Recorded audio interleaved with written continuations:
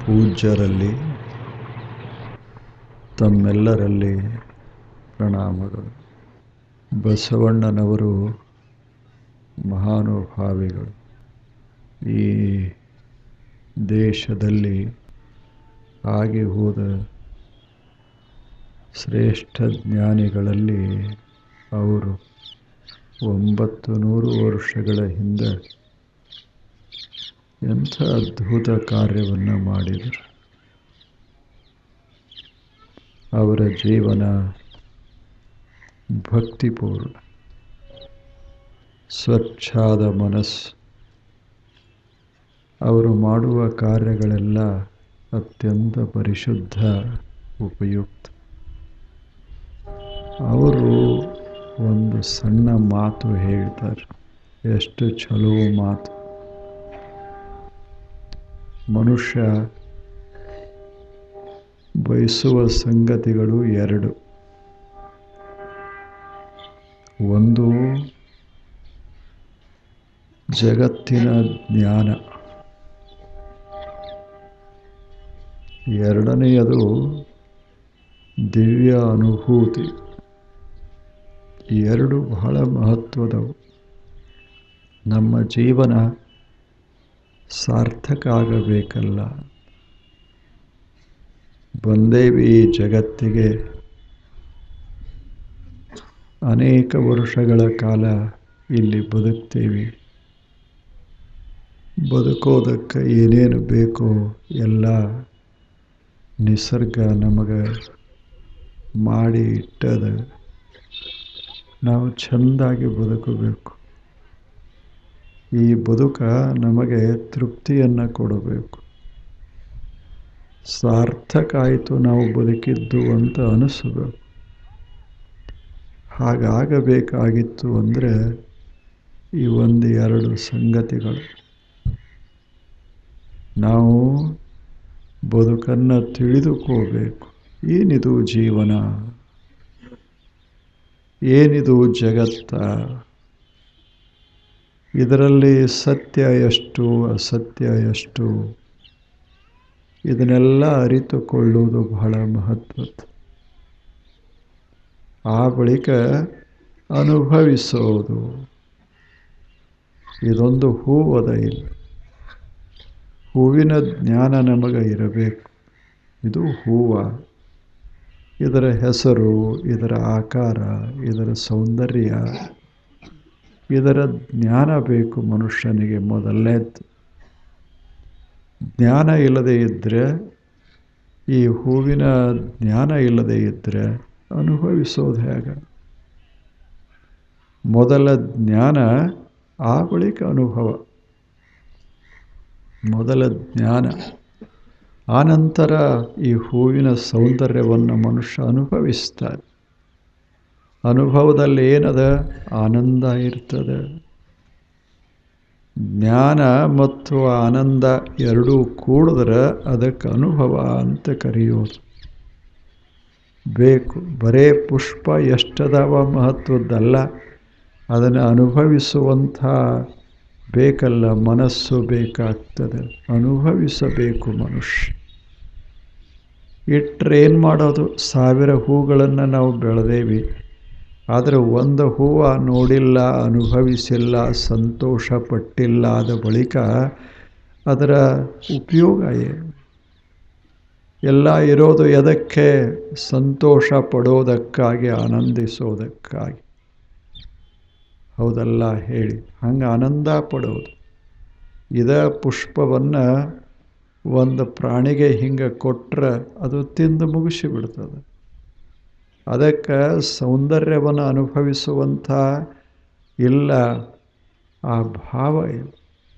ಮನುಷ್ಯ ಹಾಗಲ್ಲ, ಬಹಳ ಪುಣ್ಯವಂತ ಮನುಷ್ಯ, ಬಹಳ ದೊಡ್ಡವ ಮನುಷ್ಯ. ಅವನಿಗೆ ಆ ಸಾಮರ್ಥ್ಯ ಅದ, ನೋಡಿ ಅನುಭವಿಸೋದು.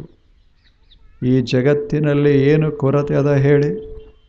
ನೋಡಲಿಕ್ಕೆ ಸಾಕಷ್ಟದ, ಕೇಳಲಿಕ್ಕೆ ಸಾಕಷ್ಟದ, ಆ ಬಳಿಕ ಮಾಡಲಿಕ್ಕೆ ಸಾಕಷ್ಟದ. ಎಲ್ಲವನ್ನ ನೋಡೋದು, ಕೇಳೋದು, ಅನುಭವ ಮಾಡಿಕೊಳ್ಳೋದು. ಅನುಭವಿಸೋದು. ಏನನ್ನು ಅನುಭವಿಸೋದು? ಏನು ಅನುಭವಿಸಿದರೆ ನಮ್ಮ ಮನಸ್ಸು ಶಾಂತವಾಗ್ತದೆ, ಯಾವುದನ್ನು ಅನುಭವಿಸಿದರೆ ನಮಗೆ ಸಂತೋಷ ಜೀವನದಲ್ಲಿ ದೊರೀತದೆ, ಅದನ್ನು ಅನುಭವಿಸಬೇಕು ಮನುಷ್ಯ. ಅದನ್ನು ಅನುಭವಿಸಬೇಕು. ಅದಕ್ಕಾಗಿಯೇ ಬಸವಣ್ಣ ಹೇಳ್ತಾರೆ, ಎರಡಿರಬೇಕು. ಮೊದಲ ಜ್ಞಾನ ಇರಬೇಕು, ಅದನ್ನು ಅನುಭವಿಸಬೇಕು. ಇದು ಜಗತ್ತ ಬಹಳ ದೊಡ್ಡದು, ಇದರ ಜ್ಞಾನ ಮಾಡ್ಕೋಬೇಕು, ಅನುಭವಿಸಬೇಕು. ಇಲ್ಲೇ ಎರಡೂ ಬೇಕಾಗ್ತದೆ ಜೀವನದಲ್ಲಿ. ಎರಡೂ ಬಹಳ ಮಹತ್ವದವು. ಕಣ್ಣ ತೆರೆದ ಬದುಕಬೇಕು, ಮನಸ್ಸು ಬಿಚ್ಚಿ ಬದುಕಬೇಕು. ಆವಾಗ ಜಗತ್ತಿನ ಜ್ಞಾನ ನಮಗೆ ಆಗ್ತದೆ. ಅಂಥ ಜ್ಞಾನದೊಂದಿಗೆ ಅನುಭವ, ಆನಂದ ಉಂಟಾಗ್ತದೆ. ಈ ಎರಡನ್ನು ಪಡೆಯಬೇಕಾದರೆ ಏನು ಮಾಡಬೇಕು? ಅದಕ್ಕೆ ಬಸವಣ್ಣನವರು ಉತ್ತರ ಕೊಡ್ತಾರೆ. ಈ ಎರಡನ್ನು ಪಡಿಬೇಕಲ್ಲ, ನಮಗೆ ಜ್ಞಾನ ಬೇಕು, ನಮಗೆ ಅನುಭವ ಆಗಬೇಕು. ಎರಡನ್ನ ಪಡೆಯಬೇಕಾದರೆ ಏನು ಮಾಡಬೇಕು? ಅವರು ಹೇಳ್ತಾರೆ ಒಂದು ಸಣ್ಣ ವಚನ, ಎಲ್ಲರಿಗೂ ಗೊತ್ತಿರುವಂಥ ಸುಂದರ ಸಣ್ಣ ವಚನ. ಈಗೆಲ್ಲೇನು ಗಡಿಗೆಯ ಮಾಡಬೇಕಾದರೆ ಮಡಿಕೆಯ ಮಾಡುವರೇ ಮಣ್ಣು ಬೇಕಾಗ್ತದೆ ಮೊದಲ. ತೊಡಿಗೆಯನ್ನು ಮಾಡಬೇಕಾದರೆ ಹೊನ್ನ ಬೇಕಾಗ್ತದೆ. ಹಾಗ ಜ್ಞಾನ ಬೇಕಾದರೆ ಗುರು ಬೇಕಾಗ್ತದೆ. ಅನುಭವ ಬೇಕಾದರೆ ಆವಾಗ ಸತ್ಸಂಗ ಬೇಕಾಗ್ತದೆ. ಅದಕ್ಕೆ ಅವರು ಹೇಳಿದರು, ಮಡಿಕೆಯ ಮಾಡುವರೆ ಮಣ್ಣೆ ಮೊದಲ, ತೊಡಿಗೆಯನ್ನು ಮಾಡುವರೆ ಹೊನ್ನೆ ಮೊದಲ. ಶಿವಪಥ ಅರಿವಡೆ ಗುರುಪಥ ಮೊದಲ. ಕೂಡಲ ಸಂಗಮ ದೇವನ ಅರಿವಡೆ ಶರಣರ ಸಂಘವೇ ಮೊದಲ. ಎಷ್ಟು ಎರಡು ಮಾತು ಹೇಳಿದ. ಒಂದು ಗಡಿಗೆ ಮಾಡಬೇಕಾದ್ರೆ ಮಣ್ಣು ಬೇಕಲ್ಲ ಮೊದಲ. ಮಣ್ಣ ಇಲ್ಲ, ಗಡಿಗೆ ಹೆಂಗೆ ಮಾಡೋದು? ಆಭರಣಗಳನ್ನು ಮಾಡಬೇಕಾಗಿತ್ತು ಅಂದರೆ ಬಂಗಾರ ಬೇಕಾಗ್ತದೆ. ಬಂಗಾರ ಇಲ್ಲ, ಆಭರಣ ಇಲ್ಲ.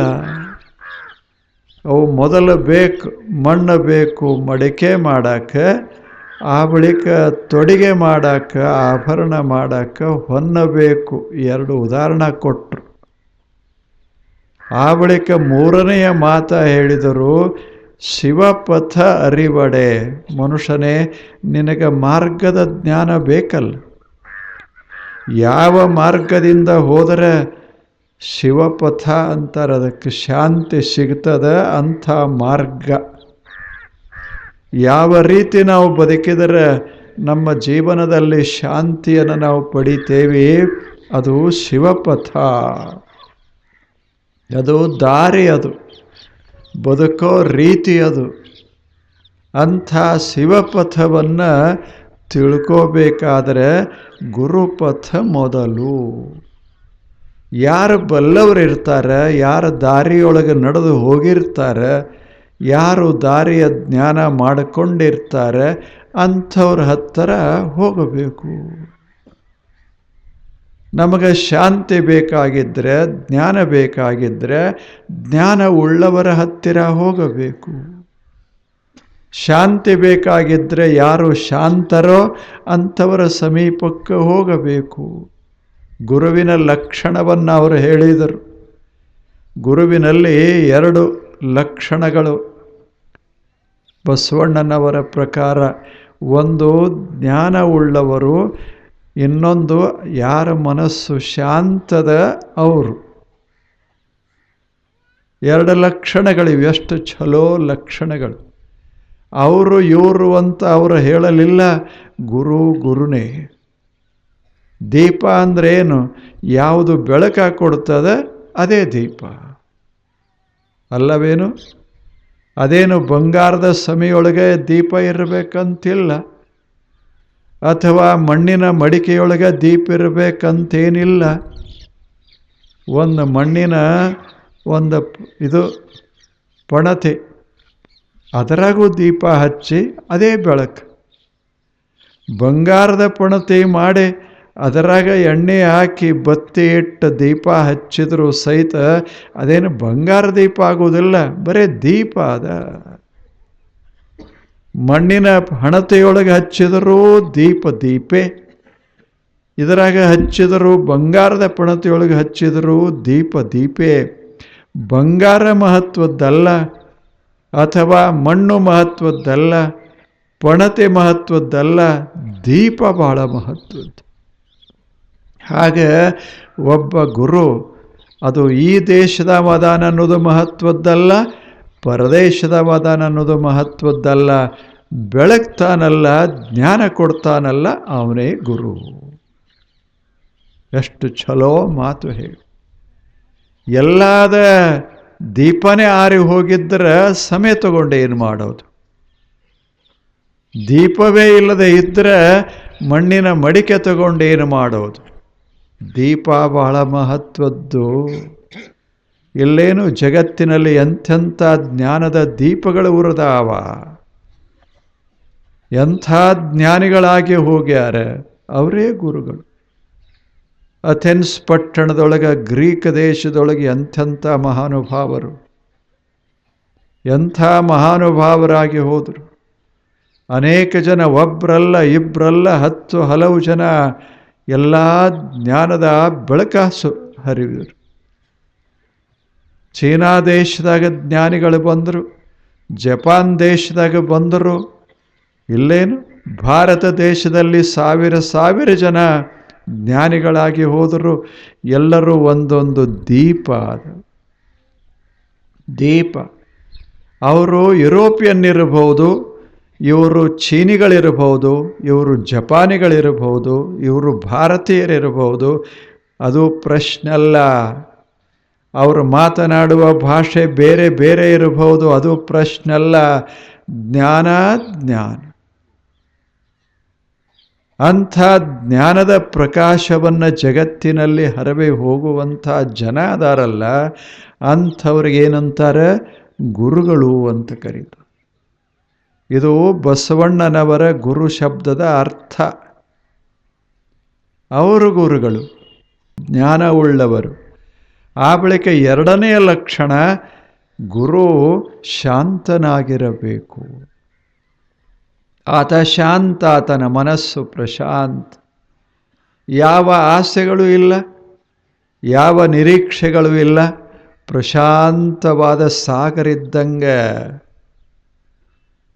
ಒಂದಿಷ್ಟು ಸರೋವರ ಅಂತ ಇಟ್ಟುಕೊಳ್ಳಿ, ಗಾಳಿ ಬೀಸ್ತಾ ಇಲ್ಲ, ಮಲ್ಲಿಗೆಯ ಇದು ಕಮಲಗಳು ಅರಳ್ಯಾವ ಸರೋವರದೊಳಗೆ, ಸುವಾಸನೆ ಹರಡ್ಯಾದ ಎಲ್ಲ ಕಡೆ. ಬೆಳಗಿನ ವೇಳೆ, ಇಂಥ ತಂಪು ವೇಳೆ ಆ ಸರೋವರ ಶಾಂತವಾಗಿರುತ್ತೆ. ಶಾಂತವಾದ ಸರೋವರ. ಹಾಗ ಯಾರ ಮನಸ್ಸು ಶಾಂತವಾಗಿದೆ, ಯಾರ ಮನಸ್ಸಿನ ಸರೋವರದಲ್ಲಿ ಜ್ಞಾನದ ಕಮಲಗಳ ಅರಳ್ಯಾವ, ಅಂಥ ಮನುಷ್ಯನಿಗೆ, ಅಂಥ ಮಹಾನುಭಾವನಿಗೆ ನಾವು ಗುರು ಅಂತ ಕರೆಯೋದು. ಶಾಂತ. ಎಷ್ಟು ಗುರುವಿನ ಲಕ್ಷಣಗಳು? 2. ಒಂದು ಜ್ಞಾನ, ಎರಡನೇದ್ದು ಶಾಂತಿ. 2. ಆದ್ದರಿಂದ ಅವರು ಹೇಳಿದರು, ನಮಗೆ ಜ್ಞಾನ ಬೇಕಾದರೆ ಗುರುವಿನ ಹತ್ತಿರ ಹೋಗಬೇಕು, ಶಾಂತಿಯ ಮಾರ್ಗ ಬೇಕಾದರೆ ಗುರುವಿನ ಹತ್ತಿರ ಹೋಗಬೇಕು. ಅವರು 2 ಮಾತುಗಳನ್ನು ಕೇಳಬೇಕಲ್ಲ, ಒಂದೆರಡು ಮಾತುಗಳನ್ನು ಕೇಳಬೇಕು. ಜ್ಞಾನ ಬರೋದು ಮಾತಿನ ಮೂಲಕ. ಇಲ್ಲೇ ಜ್ಞಾನ ಬರೋದು ಮಾತುಗಳ ಮೂಲಕ. ಮಾತು ಎಂಥ ಅದ್ಭುತ ಕೆಲಸ ಮಾಡ್ತದೆ ಈ ಜಗತ್ತಿನೊಳಗೆ ಹೇಳಿ. ಮಾತು ಅದೇನು ಬಹಳ ಬೆಲೆಯುಳ್ಳದ್ದಲ್ಲ, ಸುಮ್ಮನೆ ಸಹಜ ಮಾತು. ಒಂದೊಂದು ಶಬ್ದ ಎಷ್ಟು ಅದ್ಭುತ ಕೆಲಸ ಮಾಡ್ತಾವ. ಈಗ ನಾನು ಒಂದು ಶಬ್ದ ನುಡಿದೆ ಅಂತ ಇಟ್ಟುಕೊಳ್ಳಿ. ಏನು ಶಬ್ದ? ಒಂದು ಹಿಮಾಲಯದ ಪರ್ವತ. ಇಷ್ಟು ಶಬ್ದ ನುಡಿದ ಕ್ಷಣವೇ ಇಷ್ಟು ಜನ ತಾವು ಕೂತೀರಿ ಅಲ್ಲ, ಎಲ್ಲರ ಮನಸ್ಸಿನಲ್ಲೂ ಹಿಮಾಲಯ ಮೂಡ್ತದೆ. ಮಾತಿನ ಸಾಮರ್ಥ್ಯ ಅಷ್ಟು. ಸಾಗರ ಅಂತ ನಾನು ಅಂದೆ, ಎಲ್ಲರ ಮನಸ್ಸಿನಲ್ಲಿ ಸಾಗರ ಶುರುವಾಗ್ತದೆ. ಆಕಾಶ ಅಂತಂದ್ರೆ ಆಕಾಶದ ವಿಸ್ತಾರ ಹರುತ್ತದೆ. ಮಾತಿನಲ್ಲಿ ಎಂಥ ಶಕ್ತಿ ಅದ. ಮಾತೆಂಬುದು ಜ್ಯೋತಿರ್ಲಿಂಗ. ಇಲ್ಲವೇನು? ಏನು ಸಾಮರ್ಥ್ಯ ಮಾತಿನೊಳಗೆ. ಅದಕ್ಕೆ ಮನುಷ್ಯ ಬಹಳ ಪುಣ್ಯವಂತ. ಅವನಿಗೆ ಮಾತನಾಡಲಿಕ್ಕೆ ಬರ್ತದೆ. ಒಂದು ಶಬ್ದ, ಈಗ ಒಂದು ನಾನು ಕೆಟ್ಟ ಶಬ್ದ ಬಳಸಿದರೆ ಇಷ್ಟು ಜನರ ಮನಸ್ಸೆಲ್ಲ ಕೆಟ್ಟು ಹೋಗುತ್ತೆ. ಒಂದು ಚಲೋ ಶಬ್ದ ಬಳಸಿದರೆ ಇಷ್ಟೆಲ್ಲ ಜನರ ಮನಸ್ಸಿನಲ್ಲಿ ಒಂದು ಹೂವು ಅರಳುತ್ತದೆ. ಮಾತಿಗೆ ಅಷ್ಟು ಕಿಮ್ಮತ್ತದ. ಅಂಥ ಮಾತನ್ನು ನಾವು ಬಳಸ್ಕೋಬೇಕು. ಚನ್ನಬಸವಣ್ಣ ಅಂತ ಒಬ್ಬರಾಗಿ ಹೋದರು. ಅವರು ಹೇಳ್ತಾರೆ, ಪಾತಾಳದಗ್ಗವಣೆಯ ನೇಣಿಲ್ಲದೆ ಸೋಪಾನದ ಬಲದಿಂದಲ್ಲದೆ ತೆಗೆಯಬಹುದೇ? ಶಬ್ದ ಸೋಪಾನವ ಕಟ್ಟಿ ನಡೆಸಿದರು ಎಂಬ ಪುರಾತನರು. ದೇವಲೋಕಕ್ಕೆ ಬಟ್ಟೆ ಕಾಣಿರೋ. ಏನು ಸುಂದರ ಮಾತು ಹೇಳ್ತಾರೆ. ದೇವಲೋಕಕ್ಕೆ ಬಟ್ಟೆ ಕಾಣಿರೋ. ಅದು ಮಾತು ಹೇಗದ ಅಂದ್ರೆ ದೇವಲೋಕಕ್ಕೆ ಬಟ್ಟೆ.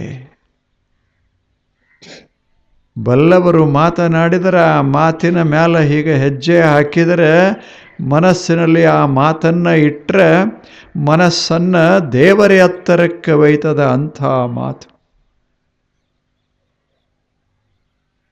ಅಂಥ ಮಾತು. ಪಾತಾಳದಗ್ಗ ಬಣೆಯ ನೇಣಿಲ್ಲದೆ ಸೋಪಾನ ಬಲದಿಂದಲ್ಲದೆ ತೆಗೆಯಬಹುದೇ?